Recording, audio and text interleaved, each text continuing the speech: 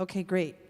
Let's just sing one round of it, and then I'm quickly going to talk you through a couple of nuances in light of our topic today, which is about anger. And hopefully I won't make you angry by doing that. And then we'll sing a little bit more. Okay, ready? Row, row, row your boat gently down the stream. Merrily, merrily, merrily, merrily, life is but a dream. One more time. Row, row, row your boat gently down the stream. Merrily, merrily, merrily, merrily, life is but a dream. A few years back, I heard a metaphysical interpretation of this song. And I actually had some of my own thoughts about this song. And so I did a little bit of research. And if you do some research yourself, you'll find there's a lot of interpretations of this song. Now, first of all, it is a commandment of sorts. It says, row, row, row your boat. I'm telling you what to do. It's not row, row, row my boat. No. It's a commandment of sorts, right? You're being told what to do. Now, row, row, row. Does it say row, rest, row? No. Does it say row, get a little ticked off from the rowing, and then row some more? No. It says row, row, row. So to me, that is do what you love. Do it some more. Do what you love. Do it some more. Do it, do it, do it. Keep doing it. Because that's what we get to do. That's the best of it, is row, row, row. So the song starts out with the very, very best. Now, the next word is tricky. Your. But I got so many opinions about everybody else's boat. I know just which way you should go, and everything would be good in your life. I can tell if you just rowed a little harder on this side and a little less hard on this side, you'd straighten out, for God's sake. No. It says row, row, row your boat. So we see it, we notice it, but we stay focused right here. It's too easy to get distracted with everybody else's boat, right? Easy. Okay. Row, row, row your boat. What is your boat? It's our vessel.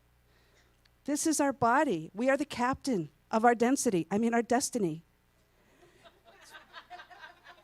Right? We're in charge. Now, sometimes I'm good. I love that. That goes back to Back to the Future. But anyway, sometimes I'm walking in my body and I trip and I think, get better at that. Like, how many years has it been? Take a darn step without tripping. Okay, so that's my boat. So row, row, row your boat. How are we doing it? Gently. Not ferociously, feverishly. I got to get there. I'm late. Oh, I should have rowed my boat faster back there because then I would be where I'm supposed to be and I'm not. No, gently. And we're going gently down the stream. We're not going back here where it was hard and we had to fight.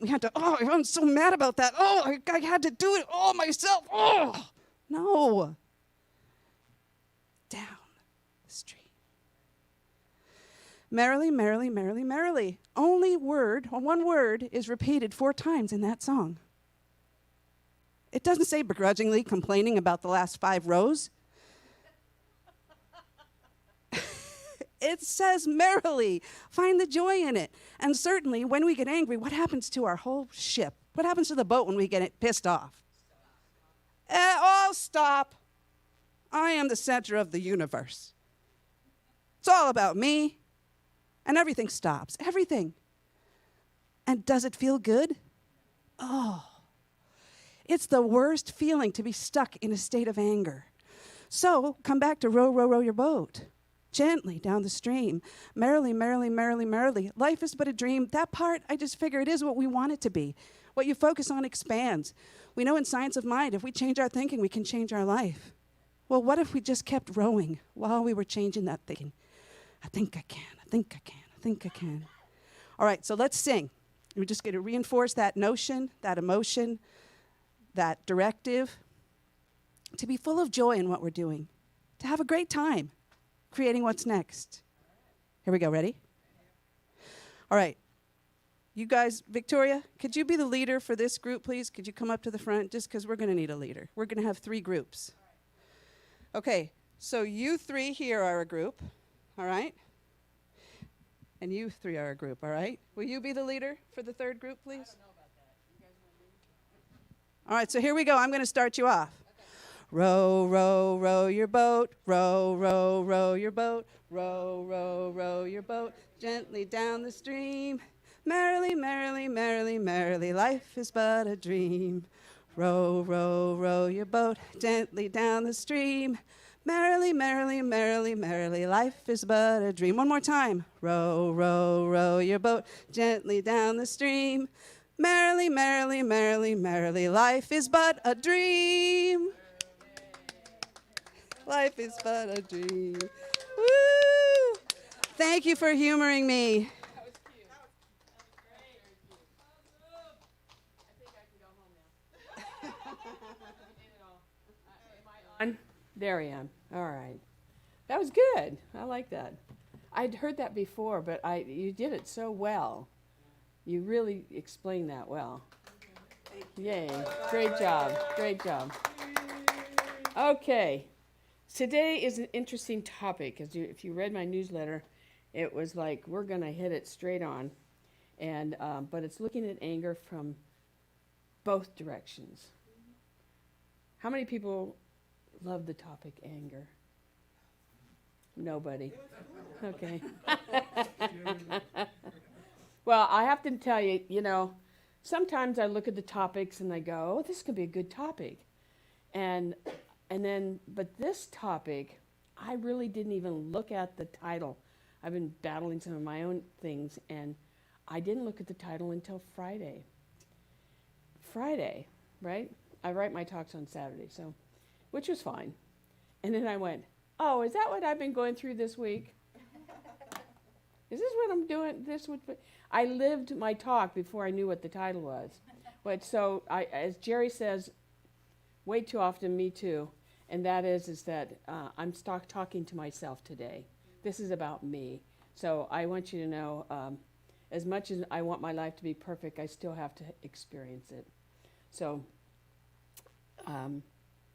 but I also think that anger, going from anger to peace, is like fear to faith. It's hard to do. It's a real consciousness to do this. So I believe we have to understand it, we have to know what's behind it, and we also have to be able to manage our emotional state at the same time. So basically, we have to be in two places at one time.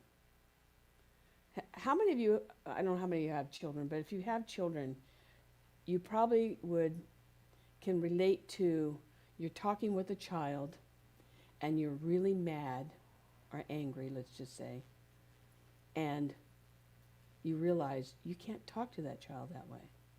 Do you know what I'm talking about? Yeah. You get that? If you talk to them, you're going to frighten them. They're going to pick up on that. So in the middle of your feelings, you shift to, okay, right? I see the smiles out here. Yeah. Oh, yeah, right. Okay. So let's talk about that. So you shift from that to, now that's what I'm talking about. So I've kind of broken this down, and I do this because I don't think that, I know for myself, I need to understand how to get to that place of peace. How do I move there? And my whole talk is going to be about, one, about talking what is anger, to how do we get there. But this is, I wrote this down. It's in the midst of the storm, observe yourself at that moment. Have your feelings, because we still have feelings. They don't go away. And yet be conscious enough to know that peace is on the other side. Be conscious of that. Or that we can create peace in the midst of it. We have the ability to do that. So I'm going to tell you a little bit about me. I always talk about myself. Hope that's okay. As a kid, I was pretty angry. In fact, that's one reason why I didn't have children, because I was afraid I'd kill them. It sounds terrible, doesn't it? But I was abused, so I felt like if I had children, I might do the same. So I didn't have children. I have everybody else is my child, so instead. But I was angry because I was tossed from one family to another. I didn't know, sometimes week to week, which place I would be, where I would be located. And so what happened to me over time is I got really frustrated, and of course that showed up as anger in many cases, because I just didn't know. But I have to say, thank you, God, for teachers. I had quite a few teachers who saw a better side of me. And I'm so glad. I think back on it now, and I think, oh, thank you for being there for me. Teachers are so important because they give you a whole different way of they lift you up to be something better. Anyway, I had a coach. Her name was Gloria Page. She's no longer with us, but I still can see her face. I can still see her coaching me. I can see her. Now as a proud person who watches children and go, wow, good for you, I can now see her doing that for me, how she was proud of me. But she got me into badminton. Of all sports in the world, it was badminton, right? But that became my outlet. And I went from 7th grade all the way through, I think, my 2nd year in college. I played badminton. So I got to be pretty good at it. But in the beginning, I got to learn about myself with all the mistakes I made. Badminton's a hard sport to play. So I wrote down my mistakes, my inability to make shots. That's what they call it when you make a specific shot, until I learned how to control my emotions, focus, and eventually succeed at it. How many people play badminton here? Just a few of you? Okay, good. All right. If you play badminton, there's a way, the shuttlecock is called a bird, okay? And I can tell you, I had to learn how to pick that up in order for me to succeed. And that took me months. Have you ever picked up a bird? Normally you're going like this, right? Well, there's a way to do it. Anyway, just that was a task of its own. And you get really mad because you can't, I'm like chasing this thing. So you're chasing your own emotions as you're trying to learn something. Anyway, the things that I learned as a result of this were, one was patience, because you really have to be skilled in order to play badminton in a competitive way. Timing is really important. Calmness, how to be calm in the midst of a game, because you get mad and you lose. It's just the way it is. How to be aggressive, I put on the court, at the right moments, because there are times that you have to be aggressive, but it's controlled. It's controlled. And discipline. Because of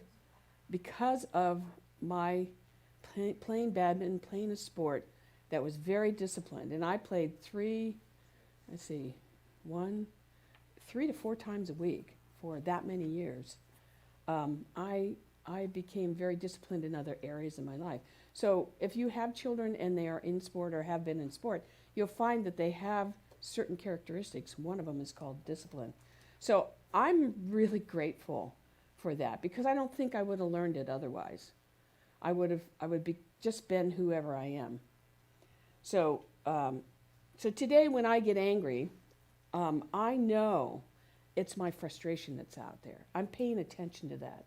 I'm knowing that I'm blocking my movement forward when I get angry.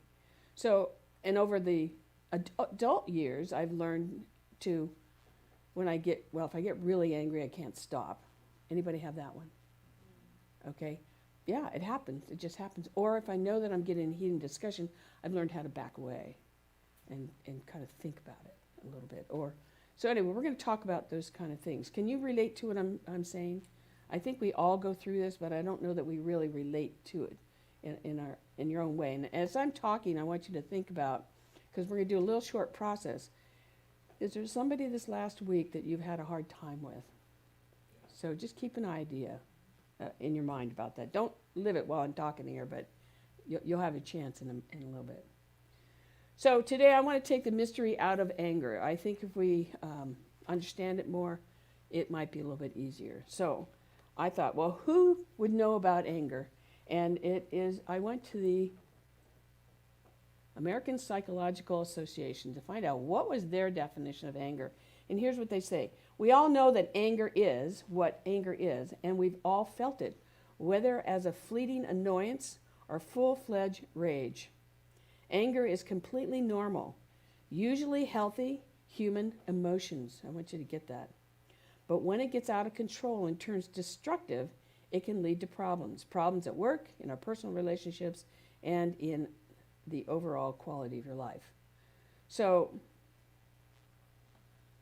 what I want to point out here, and I put it in bold there, is that anger is completely normal, usually healthy human emotions.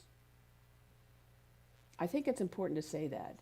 I never heard that. How many people heard that that anger was bad? I grew up with anger as bad. I was a bad person if I got mad. I got mad a lot, so I was a real bad person, right? As a child. As an adult, we have to look at it a little bit differently. And it is, when it's out of control, guess what? It can become a problem. So we know that. So Science of Mind says this. It says that anger can be like a hurricane. In the eye of the storm, there's peace. Therefore, we can find calm waters in the midst of turbulence. And I put on my page, so there's hope. But it's knowing how to do that. It's knowing how to see that, understand that, and to do that. So I found 3 quotes, and I do this, I try to give you a variety of ways to look at this, because I feel that we're out in the universe, and it's pretty tumultuous out there. There's a lot going on, not only a personal life, but on the news, on the TV, our animals, our families. There's just so much going on. So I want you to think of things from many different directions. Now, the first one here is, for every minute you're angry, you lose 60 seconds of happiness. Isn't that interesting? You don't think about that. Oh, yeah, I could have been happy then. Or where there is anger, there's always pain underneath. And, that is so true. I look at that like I talked about 2 weeks ago, it's like a trigger. We need to know that's just a trigger that's triggering something from the past. And we'll address that in a little bit. And then last one is, peace be unto thee, stranger, enter, and not be afraid. There is room in my house for all. Sit and rest and refresh your soul. Why that one is important is I think that we forget there are many mansions. And Ernest Holmes gives us permission to have our emotions and then sit and rest. Sit and rest wherever we are with whatever's going on with us, and to encourage us to refresh ourselves. Life is so fast right now. I don't know if you read the newsletter, but I first said, oh, it's May already. Then I put it's mid-May, and now it's like, well, next week it's the end of May. It's like, whoa, we're almost halfway through the year. It's fast. So I have started to study Stoicism. I'm not going to go into all of that, but all that I want you to know is that this is part of what Ernest Holmes studied. He studied the wisdom of the ages. And so in my learning, my beginning, because one of the things that I have to do is constantly enrich myself, learn more things. Because when I'm standing up here, I don't want you to hear the same old thing. I want you to hear something new and different. So Stoicism, surprisingly, was because Ernest Holmes was studying. I went, oh, maybe I should look at that. So I've started to do that. And it's a huge, huge organization. But we're not going to move into Stoicism, but it's part of what Ernest Holmes did. Anyway, one of the things that they practice, they talk a lot about, is anger management, which I was like, whoa, where'd that one come from? So, and how do we manage through different situations?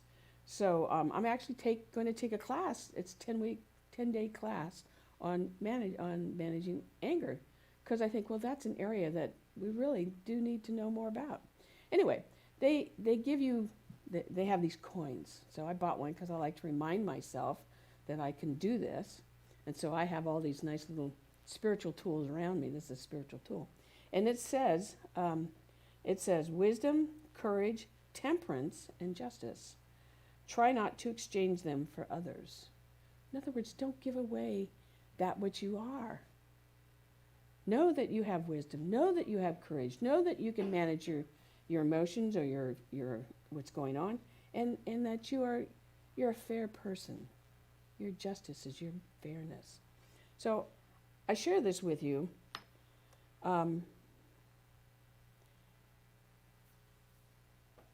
because I found it just interesting how God works in my life, that this happened to show up this week. And I'm giving this talk. So I'm going to share a little bit about, they've given me 8 strategies backed by 2,000 years of practice on anger management. So I'm not going to go into this real deep, but I'm going to give you some headlines on this. But I want to read what they talk about first, which is, I thought, quite interesting. It says, for a long time there have been people doing stupid things because they were angry. The word stupid is highlighted, by the way. Moses killing the Egyptians, Alexander the Great brawling and killing his best friend, and Ivan the Terrible killing his own son. Those are stupid things. If they had known in advance what the end result was going to be, they would never have done it. Now, I use the word stupid, so don't get caught up on that word. Don't get angry with me. No, I'm just saying. Sometimes we deal with people that just are ignorant of the situation and they don't know how to deal with things. So we need to be aware of that. Anyway, the author continues. He says, when I think back on my own life, I can't think of a single time I was glad I lost my temper. There have certainly been moments where I am glad I stood up for myself, but it wasn't anger that I needed in those moments. What I needed was clarity and confidence and restraint. Anger is easy. It can feel good because we're getting rid of those emotions. The problem is that it almost in a way makes things worse. Doesn't make it better. And then they have a quote here, when the costs are laid bare, we will be less likely to give in to anger. So if we know in advance what the end result could be, maybe we could back it off a little bit. So I'm going to give you the strategies. I'll give you a little bit of information on this, then we're going to move into the spiritual side. Although I feel that understanding this is very spiritual. Understanding how to deal with this is very important. So here are the 8 strategies. Excuse me. Identify what's in your control versus out of your control. Because we sometimes don't even look at that. What can we manage and what can we not manage? That has a lot to do with how we react. Let go of the past. Look forward. How many people bring up I was going to say the bad word. How many bring up old stuff in an argument? I hope you don't. Okay. All right. If you do, let me just frame that for you. It's not fair. So let it go. It doesn't count. What happened 5 years ago, last week, I hate it when somebody says, well, you always do that. Right? We don't always do that. We did it then, and maybe we'll do it twice, maybe 3, maybe 100 times, but we don't always do it. It's just the way it is sometimes. But look forward. The past is the past, so what is the possibility? In fact, I used to be in a relationship where when we got into an argument, it became the argument of what is the thing that we're arguing about, not about the person, which really helped.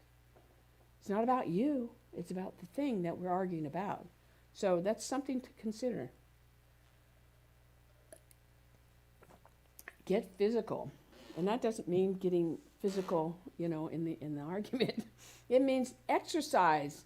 Find a way to release that tension. Sports, dance, yard work, going for a ride, doing anything that can temper down what's going on here so that you have a way to release that.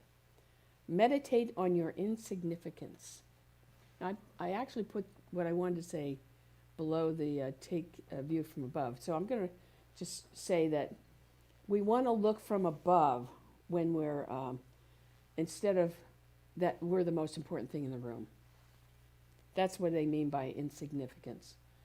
It's not about you, it's not about them, it's about what is the little thing in between that's causing that friction. Don't get upset in advance. How many of us do that? We anticipate we're going to get in trouble. We anticipate it's going to be bad. So don't do that. Focus on not making things worse. How many of you have been in an argument and you find all of a sudden your voice went from here to here to here to here? Because we're accentuating that. It's like, no, let me think about how can I move this to a different place. And then the last one was look for something to be grateful for. Remember, you can't be angry and grateful simultaneously. Did you know that? You can't be mad and grateful at the same time. It's an oxymoron. It just doesn't happen. So, science mind confers with all of this. And they say we may experience periodic anger, whether we express it outwardly or instead have inner rage. I won't ask you who has that. If you have inner rage, we need to pray. Let's pray together, okay? It's smart to know how we process anger and identify ways to address it. When we feel anger, we may need to disengage and take a time out before we do or say something that we'll later regret. Things can quickly spiral out of control if we govern from or allow anger to fester. I can remember, this is before Science Mind, I would get angry with this person, and I would get in my car and just speed off. And I was so lucky God was watching me. I could have gotten in an accident. There were just so many things that I look back on and go, wow, am I glad I know this stuff now? Am I glad that I'm continuing to try to be better at this? Because it is a dangerous thing when we get that kind of anger. So let's talk about the other side of anger. I like to call it bridging from anger to peace, and do it in a way that's supportive and is productive. All right? So, let's see, do I need to go? There we go. The other side of anger is peace. And I have quotes up there. Ignore the quotes because I'm going to read those later. But I want to talk about these three things. Creating peace in the midst of chaos. There are times we can prepare ourselves, and how do we do that? And making different choices. Choose again. It's funny on that one. I won't tell you the situation, but I got upset with somebody this week. And I said, I can't do this anymore. And then I was in a class and I confessed, I said, I can't do this anymore. Thank God the teacher is just so gracious. She said, just make another choice. I went, oh, choose again. So the last one is really important here. Choose again. We forget that we have this option to choose again. And it's really very powerful. So let's talk about peace in the midst of chaos. Thich Nhat Hanh, I don't know if you know this, but he used to walk the streets, I believe it was Vietnam, the bombed streets of Vietnam while the bombs were going off, and he would be in a meditative state and he would walk through the town. Now, if he can do that, we can do that. I mean, he didn't die. He obviously, well, he's past tense, but he knew that he was safe. So it's important in the midst of the storm, we know that we are safe. He knew that he could create peace within himself, no matter what it looked like on the outside. Here's the key to this anger to peace. And I don't know that we realize this, but we are in a powerful situation.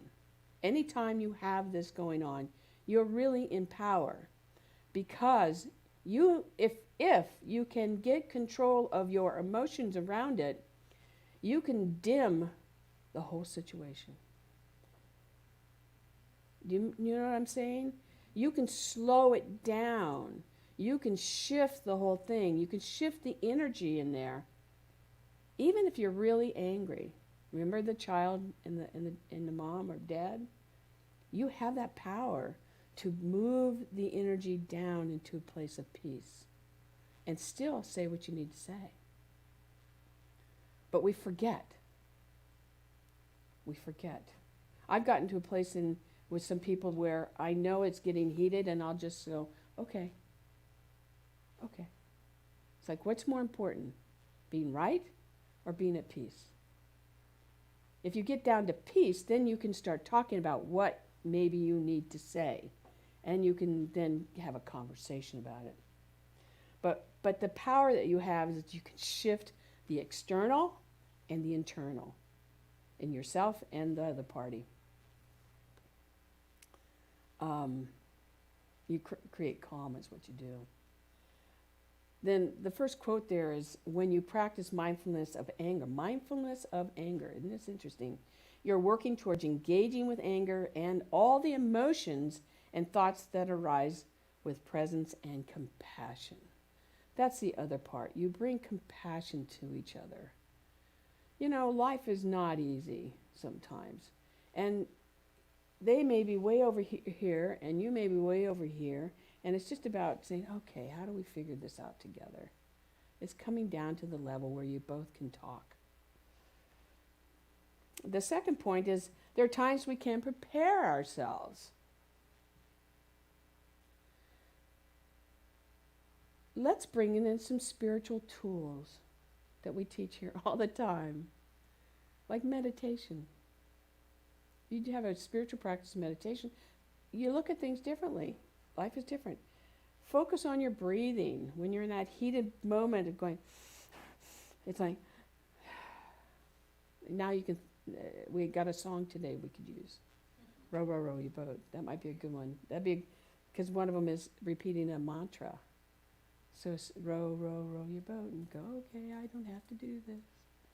Here's one that we never think of. It's so simple though. How about if we just pray? How about we just pray, knowing even while you're in there talking or having this thing happen, that you just go, Spirit, guide us through this. You don't have to do a 5-step treatment in the middle of a conversation. You can, and I have in the middle of said, Spirit, I don't know how to handle this, help me out. And then, you know what, you're always guided. You're always guided to that right place.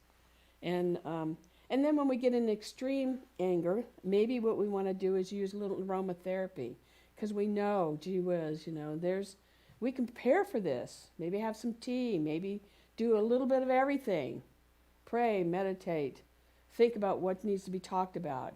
Be prepared instead of just going in with your, guns ready to go. All right.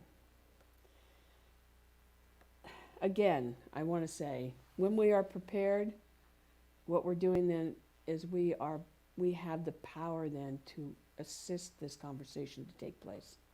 We're not left alone with it. We're here to make it happen. Then the quote is, the anger I felt propelled me to find a spiritual solution, and that led to the best part of my life. When we find the solution ahead of time, I bet, how many people have done that? They've said, I know I'm going in this complicated thing, I'm going to need to talk about it, so I prepared myself. Anybody? Okay. And how do you feel usually? Better? Yeah. I'm calmer already, so I'm already calmer. And Yeah. Then, it just... Calmer already, yeah. Yes. And it carries out into the external. Yeah, exactly. So think about that. If you know you have a complicated situation, think about, how do I deal with this? And if you need support, that's why we have practitioners. We're here to support you. Okay, the next one is make a different choice, choose again. So I have a little story. I want you to imagine, this is you, I want you to imagine that you've gone to the grocery store and you said, I'm just going to go and get in a few things. I'm just going to pick up a few things, not a big deal. And so you go around and all of a sudden you have not one thing, but 2 more things and 5 more things, and you're like this. I've done this. Anybody done this, right? So you're in the grocery store and you're like this, and all of a sudden somebody comes and hits you by accident, and you drop everything, you fall on the floor, and you're like, what happened to me? You're really upset. And so you're ready to get up off the floor to pick up all your stuff, and you turn around, and the other guy's on the floor too, but he's blind. He's blind. And instead of getting mad, you go, I'm so sorry. Can I help you? Because all of his stuff is on the ground too. So here's a perfect example of how anger turns into compassion, understanding, looking at things from a different direction.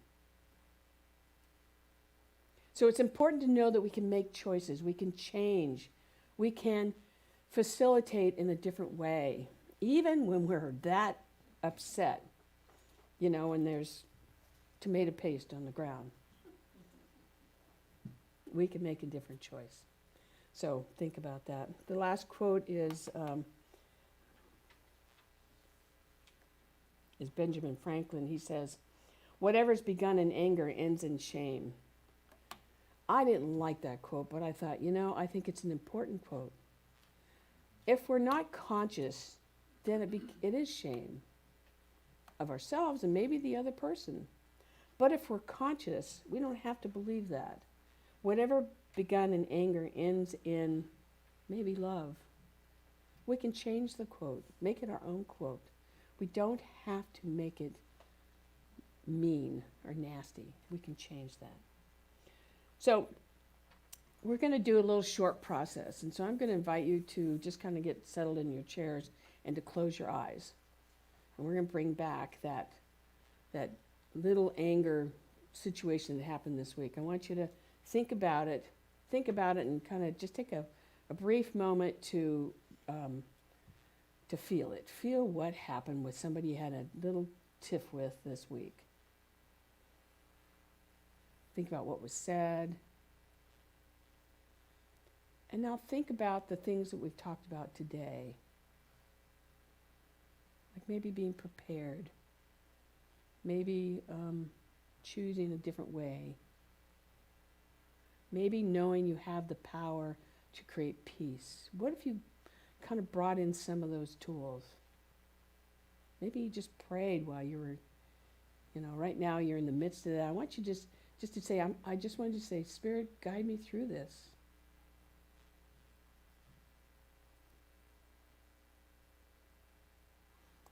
And so if you did that, or didn't, or you want to do that, what would the outcome look like?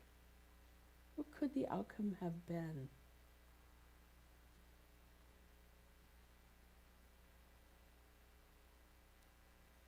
And the only two more quick questions, and one is there something that needs to be cleaned up? In other words, is it still lingering for you? If it is, when could you maybe go and resolve that? Bring that back and clean it up. Just think about it. Okay, go ahead and open your eyes. I want to end with a couple things. One is we get angry sometimes. We just do. Can you please give yourself permission to get angry once in a while? Because if you don't, what happens with anger is it ends up staying in your body. And there's so many things that we could make up to resolve, with anger. But instead, maybe another way. You deserve better. You deserve better. Know that in anger, you just have to learn to cool things down. And remember to let things be revealed. Because lots of times when we're angry, I don't know if you know this, maybe you do, but when we really get angry, we have endorphins that take off. And you know what that does to us? It confuses us. So we don't think right, we don't speak right, and sometimes we say things we don't want to say. So if you can even just slowly cool things down a little bit, let things be revealed, look at what needs to be healed, because it's not just you, it's them too, and let go of those things that no longer serve you. Because we're afraid to let go of things. Anybody afraid to let go of things? I was just thinking about how many pieces of clothing I need to let go of. They no longer serve me, even though they've been in my closet for 5 years, right? So today I'm going to end with an affirmation. And instead of you guys saying the affirmation, I'm going to say it to you. But I want you to have your eyes closed. And I want you to take it in. Take this into you, because you deserve this. We deserve this. All of us deserve this. So all of you online, I invite you to close your eyes. And let me just repeat these to you 3 times. At the center of anger is peace and calm. I claim my center now. I am peace and calmness now.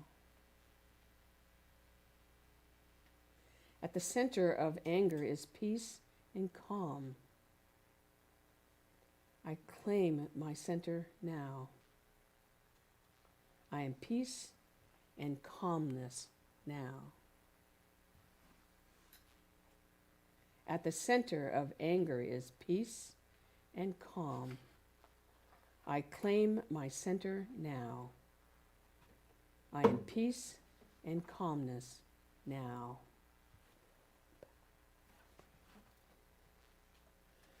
So as we move into this peace and calmness of the divine that moves through us, I am knowing during the week, we remember who we are.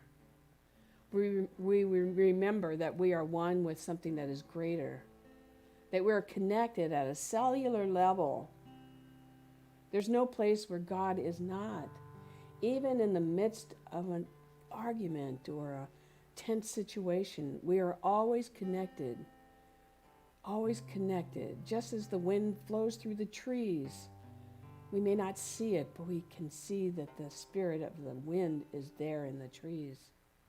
And that's who we are. We are connected at that cellular level. And so I know as we go about our next week, we simply call upon the one, the infinite, the divine, to say, guide me through this. Help me through this. Let me know there is a better way.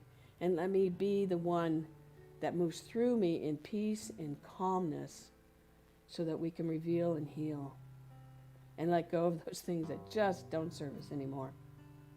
And so I bless each of us today and those that are on their way, those that will be listening later, that we are divine essence of the one, and we are here to bring peace, balance, order, and love.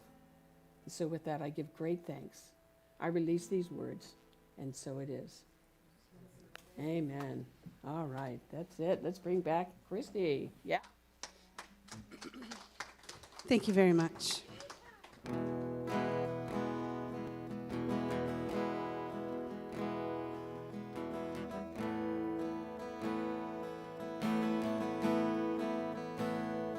If I believe I'm love, I am. If I believe I'm peace, I am. If I believe I know, I do. Or I'll be led. If I believe I'm guided, I am.